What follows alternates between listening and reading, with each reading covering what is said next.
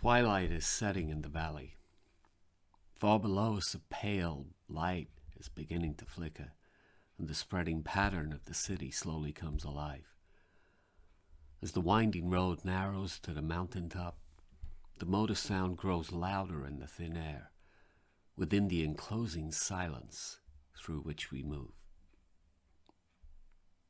In the pale blue haze on my left, the deepening dusk mingles with the vast silence that seems to suspend the day. A square yellow sign ahead blazes in the headlights. The sign, danger, sharp curve ahead.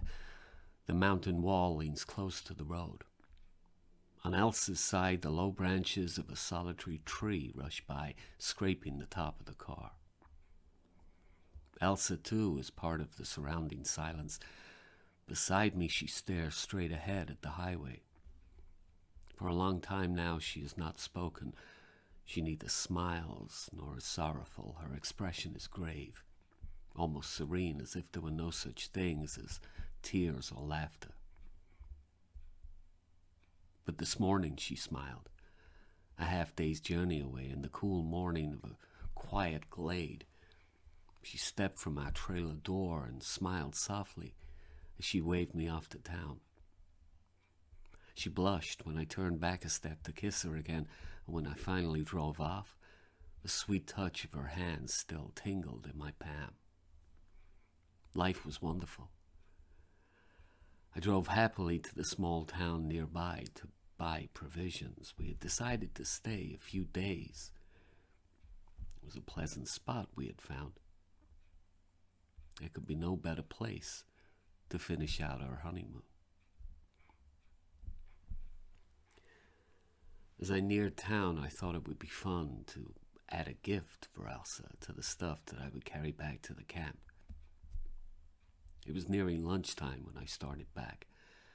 I had piled groceries enough in the car to last us a week. While I waited for a traffic light to change, a newsboy came by. I bought a paper. Carried a headline reporting the capture of an escaped convict nearby. The subcaption said that his companion was still at large, presumed hiding in the woods near Campbelltown. I ran quickly through the rest of the item. When the light turned, I moved out fast and I put on speed. Campbelltown was a place that lay beyond our camp, but too near to suit me in the circumstances. I felt uneasy with Elsa alone in the trailer. It was possible, of course, that this fugitive convict could be in our vicinity, but what disturbed me more was the thought that Elsa might have picked up the news on the radio. If she had, she would be frightened. I stepped on the accelerator. The road twisted and turned around thinly wooded ridges and hills, and as I swung each curve, I chided myself for leaving Elsa alone. I reminded myself that she had insisted I shop without her. "I have a surprise for dinner," she had said. The only artfulness she knew, a shy, secret smile. My attention returned to the road. The winding turns ended, and the last stretch was a long, straight drive, sheltered by a canopy of tall trees that somehow eased my anxiety. Not much further now. I imagined the way she'd welcome me. She would staunchly deny that she had been afraid, but she would hold my arm tightly. Then all of a sudden, she would forget the whole thing. She would smile happily. She'd tell me to close my eyes. How I loved that smile. In the short while that I had known her, and in the single month of our marriage, I'd grown to cherish that smile and the soft, rich laughter that sometimes accompanied it. So strange, that warm directness with which she shared my life. For in the presence of other men there was only shyness. I think she was afraid of men.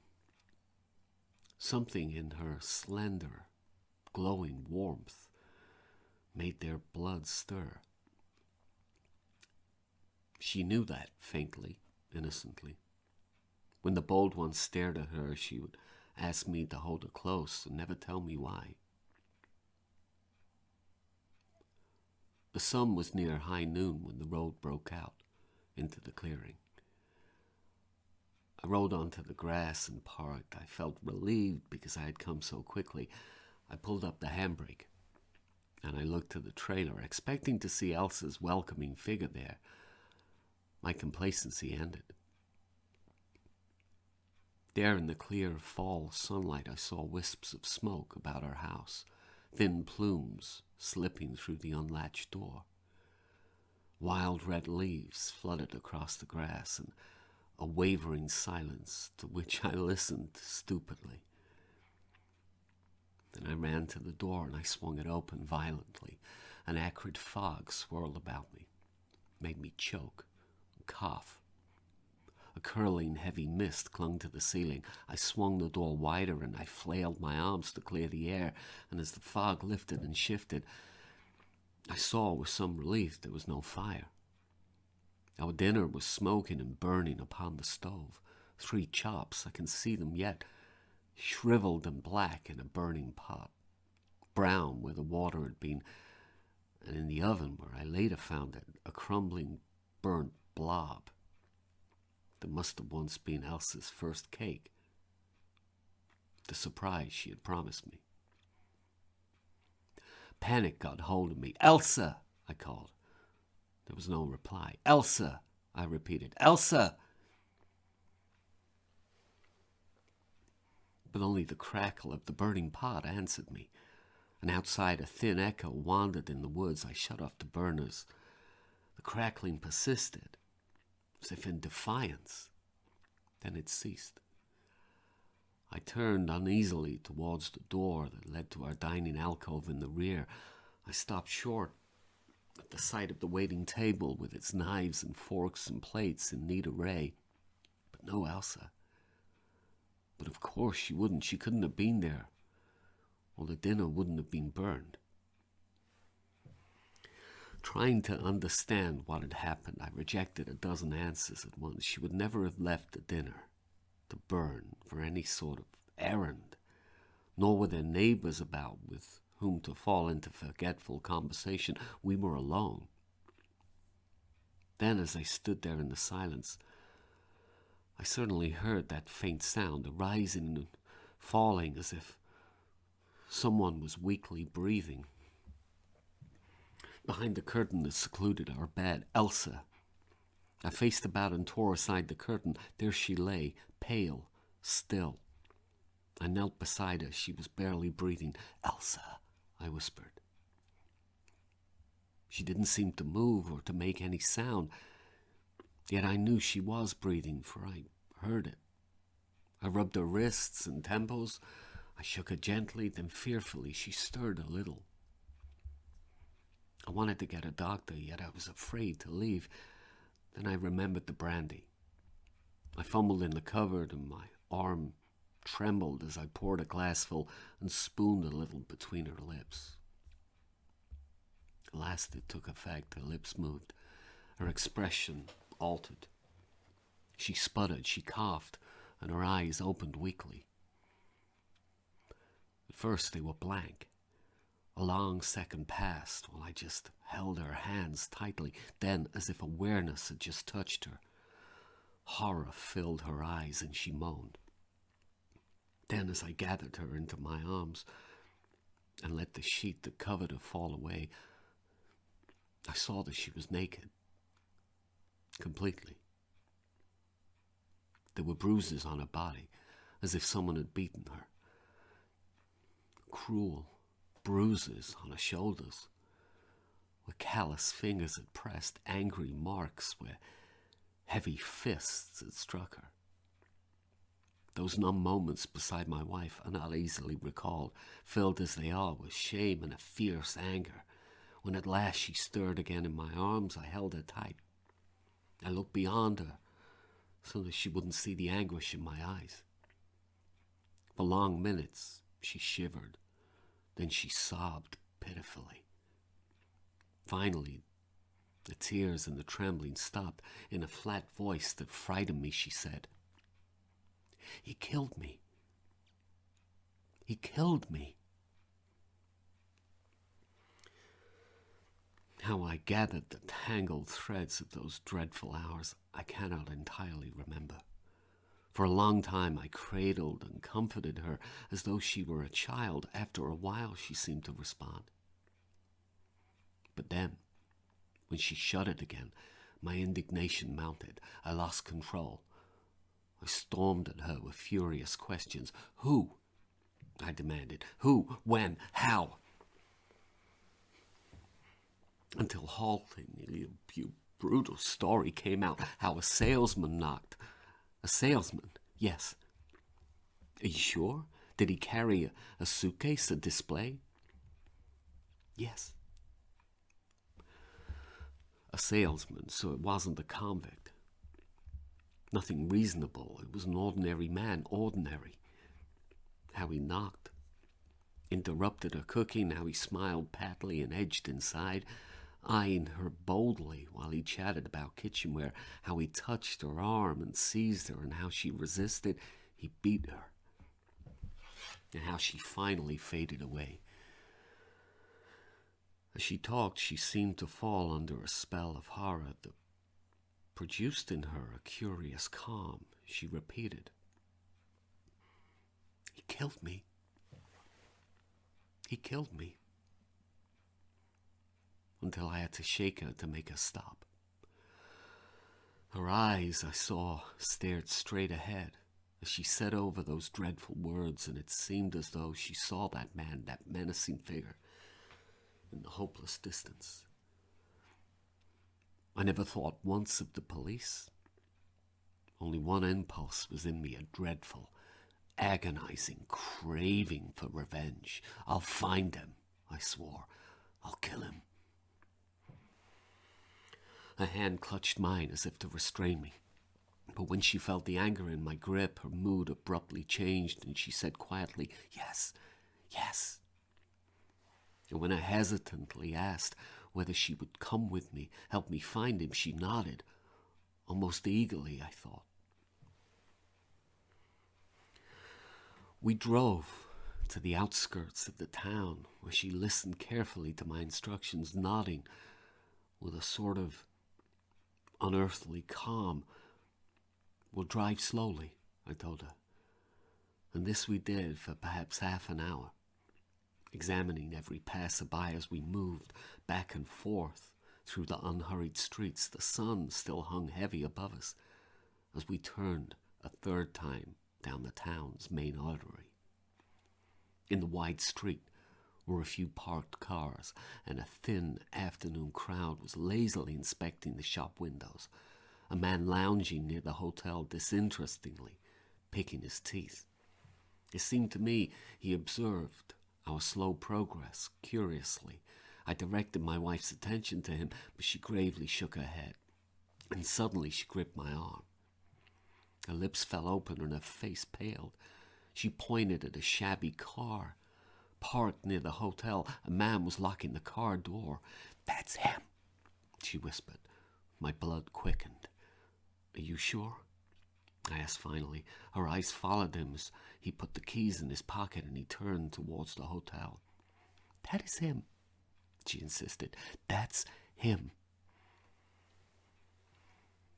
I pulled to the curb in front of his car and I stepped out quickly. "Wait here," I said. "Don't move." I looked about me with assumed carelessness. The lounger, I thought, was facing the other way. No one else seemed to notice me. I sauntered into the lobby, a few steps behind my man. I decided to wait for him near the elevator, and sure enough, he was soon standing beside me, absently, fingering his room key. Luck was with me, for as the car went up, I glimpsed his room number on the key in his hand. I had planned to get out with him and openly follow him to his room. Instead, I rolled to the floor above his and made my way to the stairway down one level, through the hallways to his room, and I knocked softly, an unexpected, an unknown visitor. I was calm as he answered my knock. I spoke to him through the door and represented myself as the buyer for a local store. He opened the door wide. "Why, come in," he said. He wore a welcoming grin that infuriated me. I went in. I took the hammer from the waistband of my trousers, and as he turned to walk ahead of me, I smashed him mightily on the back of his head. A great cry escaped him, and then a dismal sight that collapsed with him to the floor. He lay still. I stared at the crumpled figure, and my fury subsided, spent by that single avenging blow. A clock ticked into my consciousness. My eyes wandered absently to the simple dresser, the bed, the silent telephone. In my hand, the hammer was edged with blood. I tucked it back into my trousers. I dropped the skirt of my coat over it. With my handkerchief, I turned the knob of the door. Curiously prompted me to glance again at the still figure on the floor, but I no longer cared. It might be hours before anything happened. I might be suspected, or I might not. None of these conjectures bothered me. I was reasonably safe from suspicion, that I knew, except perhaps from this ordinary individual. I turned and went out quickly. I closed the door behind me, and with that closed door behind me, in that quiet, carpeted hallway, I at last felt clean, free of obsessing shame. I went back upstairs, rang for the elevator, and rode down quietly. The very sleepiness of this town made my ambling exit from the hotel unnoticeable. Elsa was still in the car, patient, gazing straight ahead just as I left her. "It's done," I said. Her head barely turned in my direction, and she nodded slowly. She said one word: "Good." Poor Elsa, so altered with shame and shock that she had grown a shell which I could not pierce. She sat silently in the car while back at the camp I hooked up the trailer and made ready for a journey. Even the lunch I fixed for her she barely touched, nibbling once or twice, then staring into space.